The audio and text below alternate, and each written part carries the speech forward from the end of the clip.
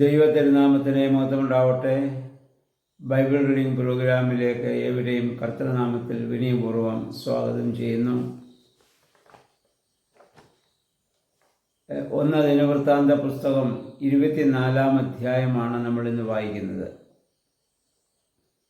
23-ാം അധ്യായത്തിൽ ദൈവാലയ ശുശ്രൂഷയ്ക്ക് വേണ്ടി ലേവ്യരെ, ആ പുരോഹിതന്മാരെയൊക്കെയും ദാവീദ് തെരഞ്ഞെടുത്ത് അവരെ നിയമിക്കാനുള്ള ക്രമീകരണം ചെയ്യുന്നതായി നമ്മൾ വായിക്കുന്നു. ദേവാലയം സ്ഥാപിച്ച ശേഷം അതിൽ ശുശ്രൂഷ ചെയ്യാനുള്ള ആളുകളെ വരെ കൃത്യമായി എണ്ണി അവരവർക്ക് അവരവരുടെ ഉത്തരവാദിത്വം നൽകി എല്ലാം ദാവീദ് ഇവിടെ ക്രമീകരിക്കുന്നതായി നമ്മൾ കാണുന്നു. ഇവിടെ നമ്മൾ വായിക്കുന്നത് പുരോഹിത ഗണങ്ങളെക്കുറിച്ചുള്ള അവരുടെ ഉത്തരവാദിത്തത്തെക്കുറിച്ചുള്ള വായിക്കുന്നു. അഹ്റോൻ്റെ മക്കൾ അവരുടെ പിന്തുടർച്ചക്കാർക്ക് അതിൻ്റേതായ ഉത്തരവാദിത്തങ്ങൾ ഇവിടെ നൽകുകയാണ്.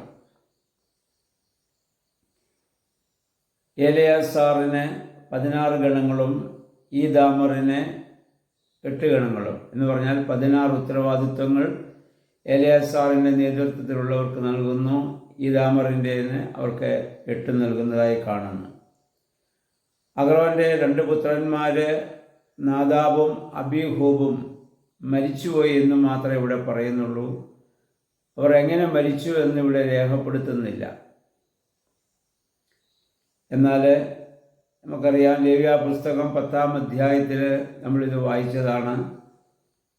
അവർ ദൈവസന്നിധിയിൽ അവരെ അയോഗ്യമായി അവിശുദ്ധിയുടെ അഗ്നി അവർ കത്തിക്കുവാൻ കാരണമായതിനാൽ സ്വർഗത്തിൽ നിന്ന് അഗ്നി ഇറങ്ങി അവരെ ദഹിപ്പിച്ച് കളഞ്ഞതായി നമ്മളവിടെ വായിക്കുന്നുണ്ട്. ആ കാര്യം ഈ ദിനവൃത്താന്ത ലേഖകൻ ഇവിടെ രേഖപ്പെടുത്തുന്നില്ല. കാരണം പൗരോഹിത്യത്തിന് അപമാനമുണ്ടാക്കിയ നീചമായൊരു പ്രവൃത്തിയായിപ്പോയി അത് അടുത്ത തലമുറകൾക്ക് എഴുതി വയ്ക്കാതെ അദ്ദേഹം അത് ഒഴിവാക്കാനുള്ള ശ്രമം ഇവിടെ നടത്തുന്നുവെന്ന് നമുക്ക് വിചാരിക്കാവുന്നതാണ്. ചരിത്രകാരന്മാർ പലപ്പോഴും ഇങ്ങനെയുള്ള കാര്യങ്ങൾ ചെയ്യുന്നതായി നമ്മൾ കാണാറുണ്ട്. സമൂഹത്തിലായാലും സഭയിലായാലും ഒക്കെ അത് അങ്ങനെ മറച്ചു വയ്ക്കുകയും മറ്റു ചില കാര്യങ്ങൾ അവരത് തുറന്നു പറയുകയൊക്കെ ചെയ്യുന്നത് ഒരു രീതി. അത് തന്നെയായിരിക്കാം ഇവിടെ സംഭവിച്ചതെന്ന് നമുക്ക് മനസ്സിലാക്കാവുന്നതാണ്.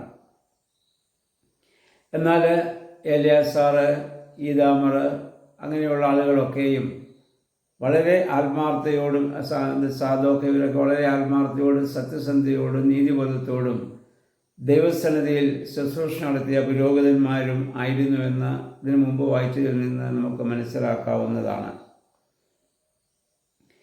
ഇവിടെ മറ്റൊരു കാര്യം നമ്മൾ വായിക്കുന്നു. ഇവിടെ ധാരാളം ആളുകൾ ഇങ്ങനെ യോഗ്യത ഉള്ളവരുണ്ടെങ്കിലും അതിൽ നിന്ന് ഓരോ വർഷവും ശുശ്രൂഷ ചെയ്യേണ്ടവരെ നറുക്കിട്ട് തിരഞ്ഞെടുക്കുകയാണ് ചെയ്യുന്നത്.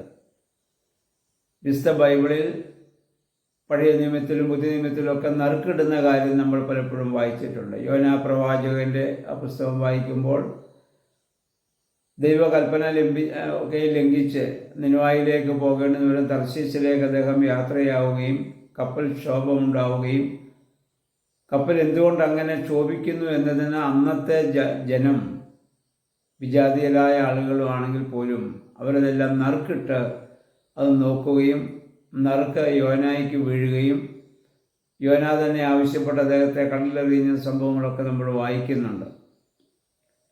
പുതിയ നിയമത്തിൽ അപ്പോസ്തല പ്രവൃത്തികളിൽ 1-ാം അധ്യായം നമ്മൾ വായിക്കുമ്പോൾ യൂദോസ് കറിയാത്തായ്ക്ക് ശേഷം ആ സ്ഥാനത്തേക്ക് അപ്പോസ്തലന്മാർ ഒരാളെ തിരഞ്ഞെടുക്കാൻ വേണ്ടി അവർ ശ്രമിക്കുന്നതും 2 പേരുടെ പേര് അവർക്ക് ലഭിക്കുന്നുണ്ട്.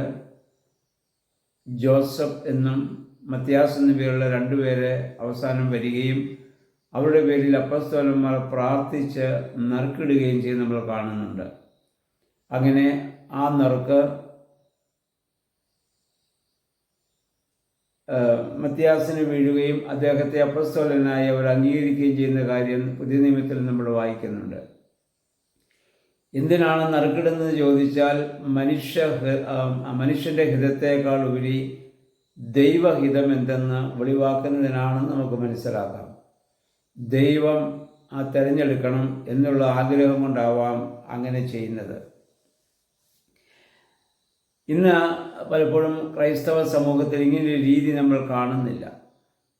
കാരണം ഇന്ന് ഈ കാലഘട്ടങ്ങളിലൊക്കെ ഓരോരുത്തർ ഓരോ സ്ഥാനത്തേക്ക് വരുന്നത് അവരവരുടെ സ്വാധീനമനുസരിച്ചും പ്രചരണങ്ങളൊക്കെ നടത്തിയും മറ്റ് ഹീനമായ മാർഗങ്ങൾ ഉപയോഗിച്ചൊക്കെയും പലരും ആ സ്ഥാനത്തേക്ക് വരുവാൻ ശ്രമിക്കുന്നത് കാണാം. ദൈവഹിതത്തേക്കാൾ ഉപരി മനുഷ്യഹിതത്തിനാണ് ഇപ്പോൾ പ്രാധാന്യം നൽകുന്നത്. അതിൻ്റേതായ പ്രശ്നങ്ങൾ സഭയിലും സമൂഹത്തിലും നമ്മൾ കണ്ടുകൊണ്ടിരിക്കുകയുമാണ് ചെയ്യുന്നത്. എല്ലാവരും കൂടി പ്രാർത്ഥിച്ച് നറുക്കിടുമെങ്കിൽ അതെല്ലാവർക്കും അംഗീകരിക്കാൻ സാധിക്കുമെങ്കിൽ ഏറ്റവും മനോഹരമായ അനുഗ്രഹകരമായ ഒരു രീതിയായിരിക്കും അത്. കാരണം ദൈവത്തിന് അത് വിട്ടുകൊടുക്കുക എന്നുള്ളതാണ്.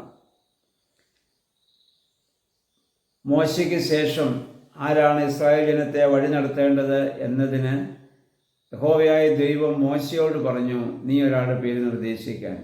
മോശ പറഞ്ഞത് പുറപ്പാട് പുസ്തകം നമ്മൾ മുമ്പ് വായിച്ചതാണ്. എന്നെ തിരഞ്ഞെടുത്തത് അവിടുന്നാണ്.